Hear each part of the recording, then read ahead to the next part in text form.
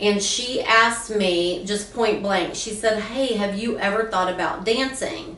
And of course, I had to explain to her that, as a Baptist preacher's daughter, we don't believe in dancing, and I didn't ever, dance because I didn't want to go to hell. And she starts telling me that's not exactly what she meant, and that she was talking about exotic dancing.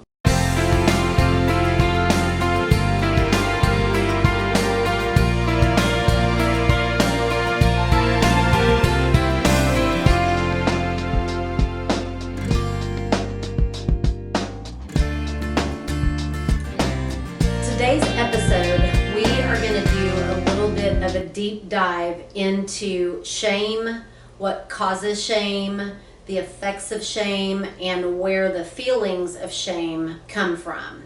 Let me first say, this episode, I want to share a part of my life with you that, number one, I am not ashamed of. Number two, God has delivered me from, and if I don't share it, I feel like I'm doing a disservice to the Lord, because the miracle of my life, including this part of it, is just that, a miracle. The fact that I am where I am today, having experienced some of the things that I've experienced by my own doing and decisions that I made, of course, based on things that happened to me and how that made me feel. But as an adult, the decisions that I made, those things could have taken the worst turn in my life, and I could be in a pit in Mexico somewhere and would not even be here today to tell you what the Lord has done. So it's important to me to explain to you what the Lord's done in my life and how He's delivered me. And another thing is that it is also evidence that there is nothing that you can ever do, ever, to go so far that God's arms of grace cannot reach you. I always tell people, when you're dangling over the pit of hell and you have somebody that comes and rescues you from that and pulls you up and puts you on solid ground, it is really, really difficult not to talk about Him. It's kind of like when we first fall in love, right? All of my friends, when I met Jim, they knew immediately and probably got sick of hearing about him, because he was the love of my life and I wanted to tell everybody. I was so excited about him. Well, that's the same way I feel about the way Jesus rescued me, and that's why it's really hard for me not to talk about Him. And a lot of that is included in this story, and why I'm so passionate about what He's done for me and what I know He can do in your life as well.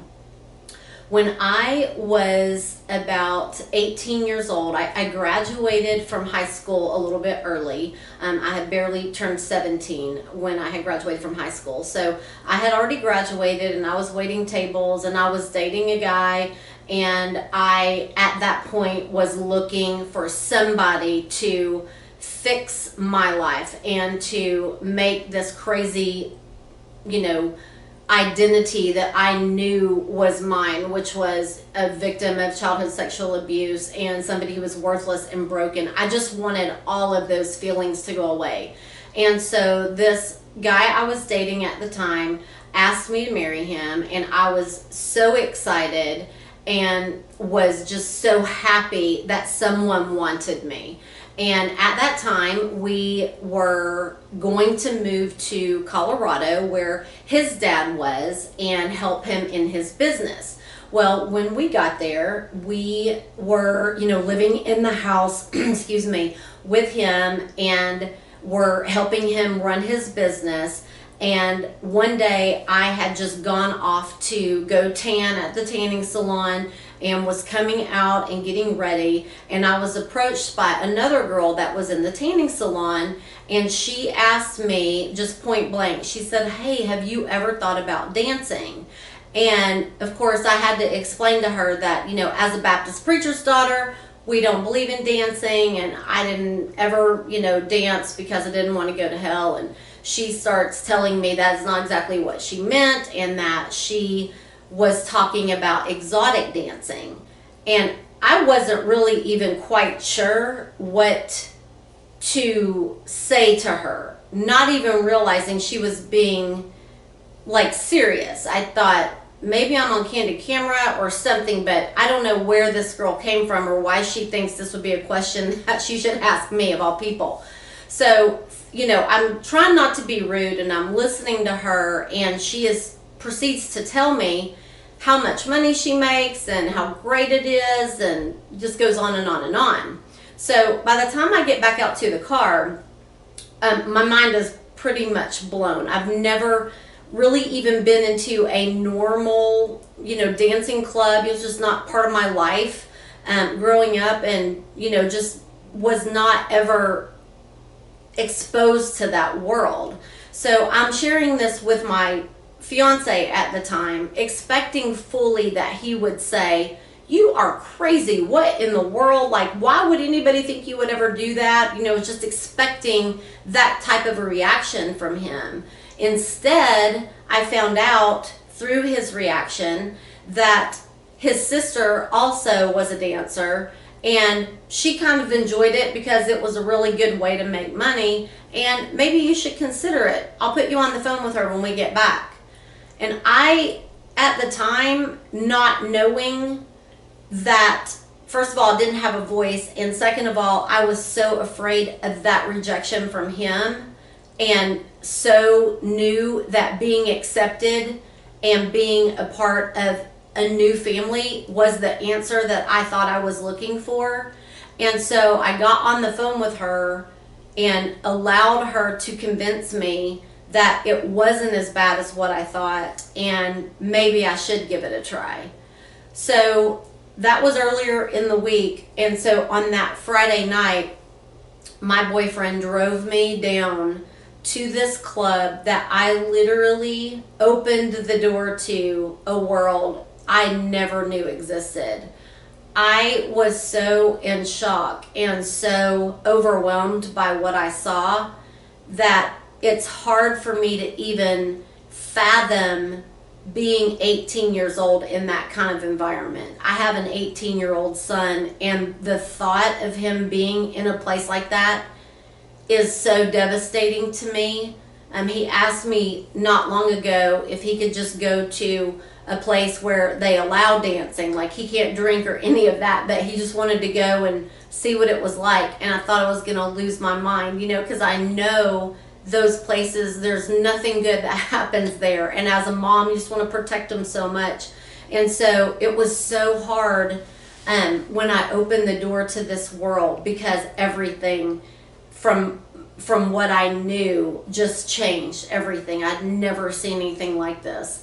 And as naive as I was, by not even changing my stage name and dancing the first song as Wendi, and I will never forget that day, because it was something that has burned a memory in my brain, to where when I hear on the radio the song, the very first song that I ever danced to, I can't even listen to it. It is that, it's that traumatizing. When you're listening to a song and it reminds you of a time in your life, music is very, very powerful.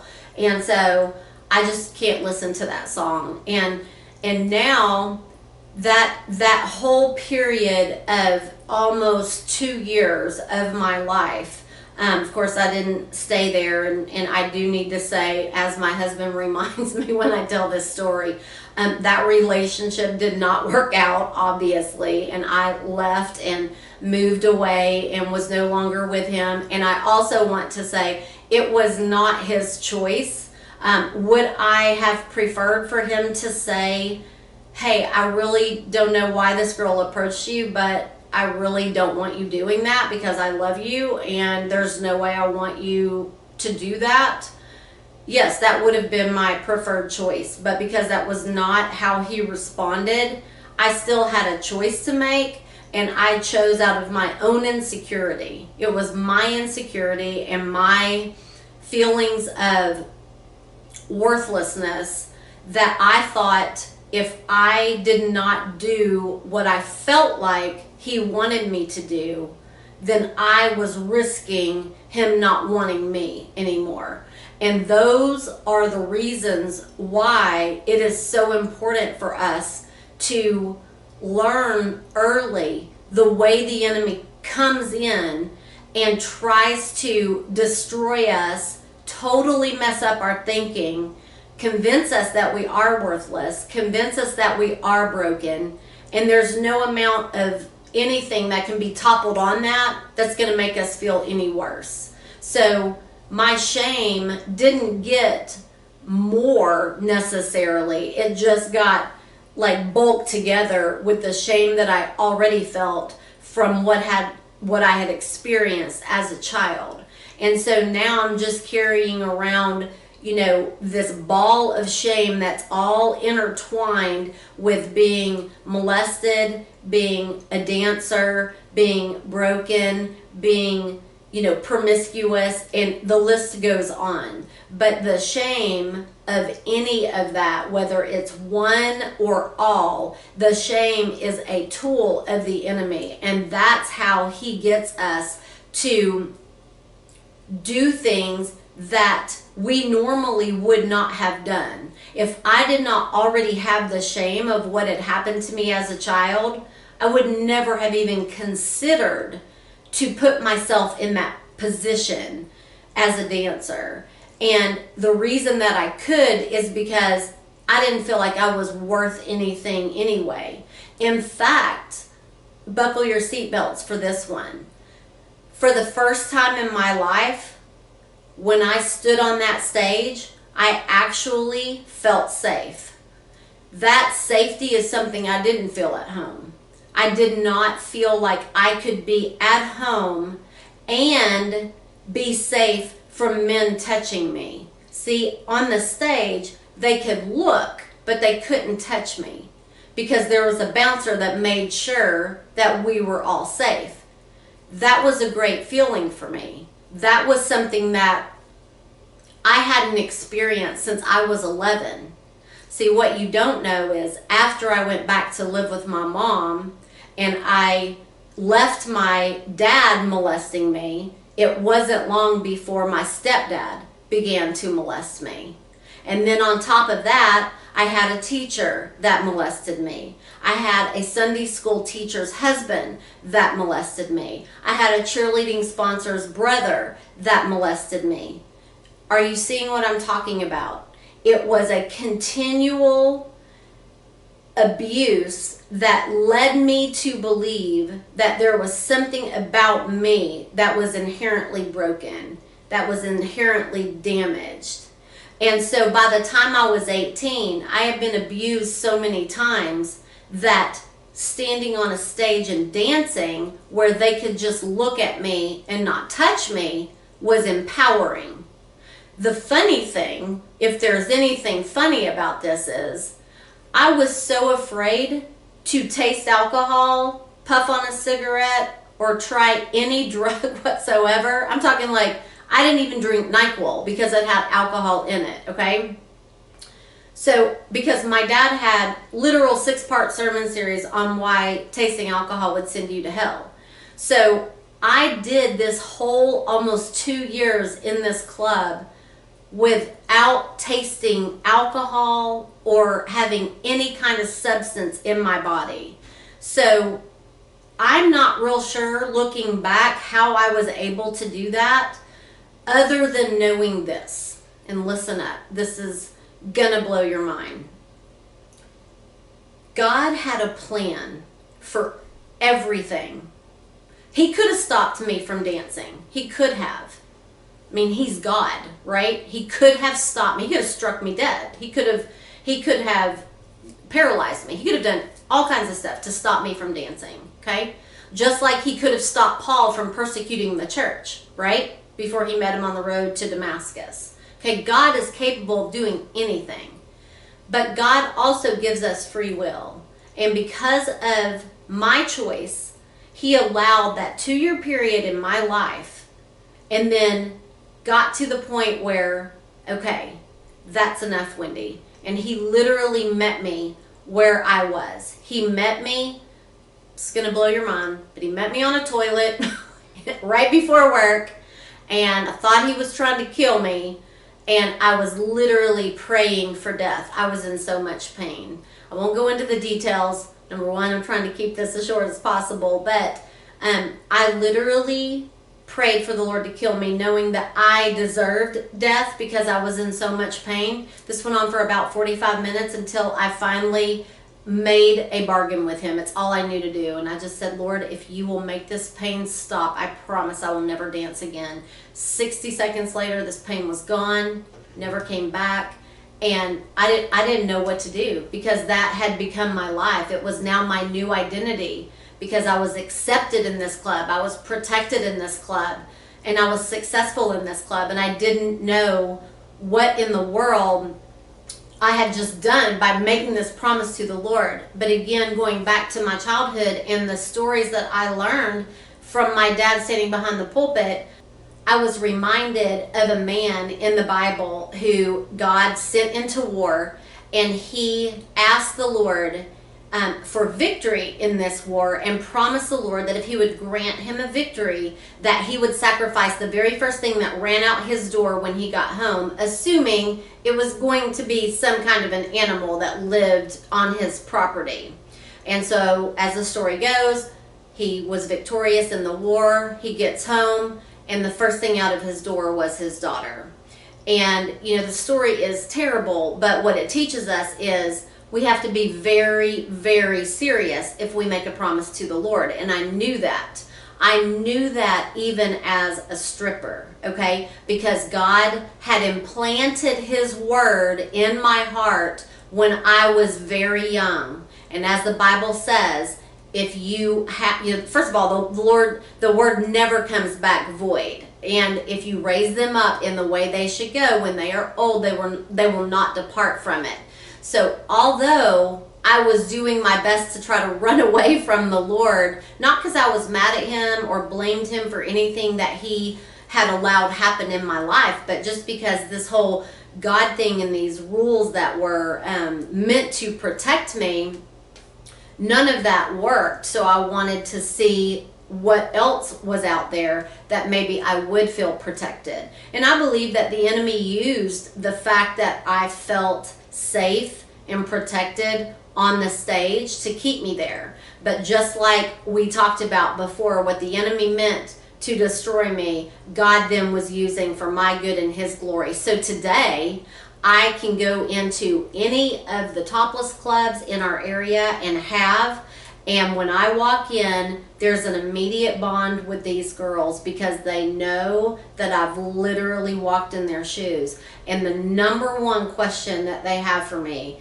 is, how did you get out? And I ask them, do you really, really want to know? And they say, yes, we want to know. And that is just an open door where it allows me to share Jesus with them and talk to them about what he did and how he is the only answer and the only way out. Most of the girls in these clubs are not there because they just got up and decided, hey, I think I want to be a topless dancer today. That is not why they're there. And those people that judge them because of that have never walked in their shoes. So when I walk in and I understand their journey, 100% of them have some kind of story like mine. And 100% of them don't want to be there.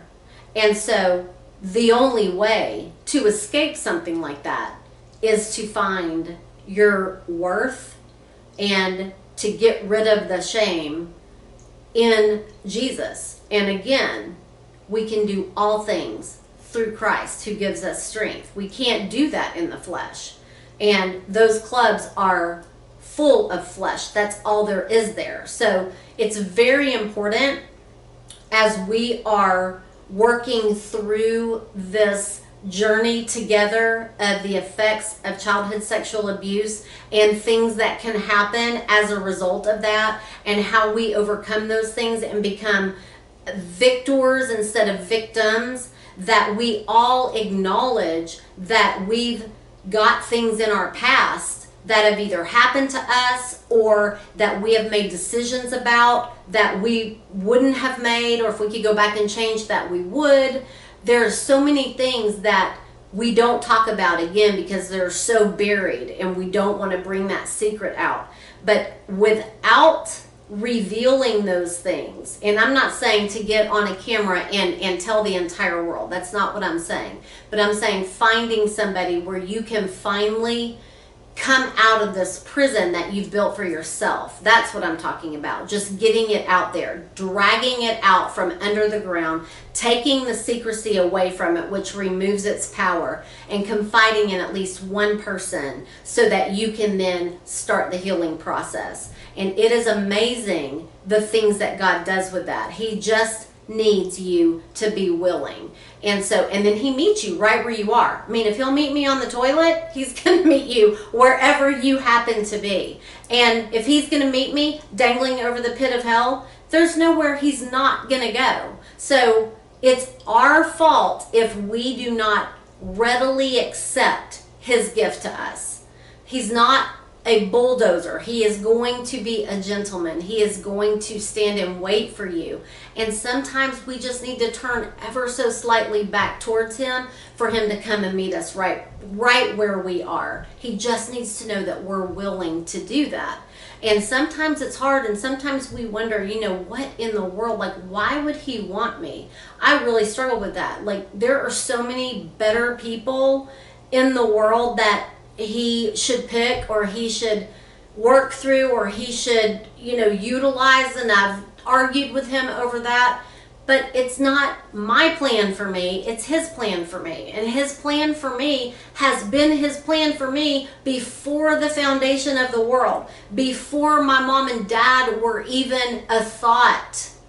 And so for me to come to that realization, knowing that this whole thing was already planned out, and to feel the worth that comes with knowing that the creator of the universe that spoke everything into existence thought of me and had a plan for all of the dumb stuff that I would do and the horrible things that happened to me, that is so empowering. And it is the opposite of shame. It is the opposite of unworthiness and the opposite of brokenness. But it is only attainable because he sees us through the blood of his son. We are not worthy in his sight without Jesus. And because of Jesus, we are made worthy. But that is a gift that we have to receive. It's just like I was talking about before with love. You cannot give something out that you've never received. So if we're not willing to receive it, then that's not going to change our perspective of how we see ourselves. And until we learn to see ourselves the way God sees us, the way Jesus sees us, then we will stay in that victimhood and that victim mentality. So I want to encourage you today, it does not matter what you've done. Okay, let's think about Paul for just a minute. Okay, Ephesians, I believe, tells us, it might be Galatians, but somewhere in Paul's writing, he tells us that he was set aside for God's service in his mother's womb. Okay, that's pretty early in life, right? He's not even born yet. Why in the world do you think that God would have allowed him to do all the damage that he did as Saul? All that damage, and not meet him on the road to Damascus where Saul clearly turned his life around? Why wouldn't he have done that when he was 8 years old or 12 years old or whatever, before he started persecuting Christians? Why wouldn't he have done that? God knew exactly what Saul was going to do, but he also knew that where he would meet Saul, change his name to Paul, and everything that Paul would do to spread the gospel. That's the reason we're all sitting here today, is because Paul wrote so much of the New Testament to show us how to live. Well, Paul never one time encountered somebody who could say to him, "You don't know what I've done." Because Paul said, "I am the chief of sinners." And that's how I feel, is that when I look at myself and I want to wallow in my own, horrible things that I've done, or things I've thought, or things I've said, I can get very down on myself and definitely feel like the chief of sinners.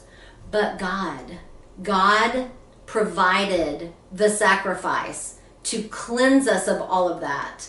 And we have to receive that as our free gift. So I am going to encourage you again, if you do not have that gift of salvation, if you have not asked God to come into your heart, if you don't have a personal relationship with him, please reach out to us. Our email will be in the comments or in the notes below, or find somebody that you know has a personal relationship with the Lord, and find out how to make that your personal relationship as well.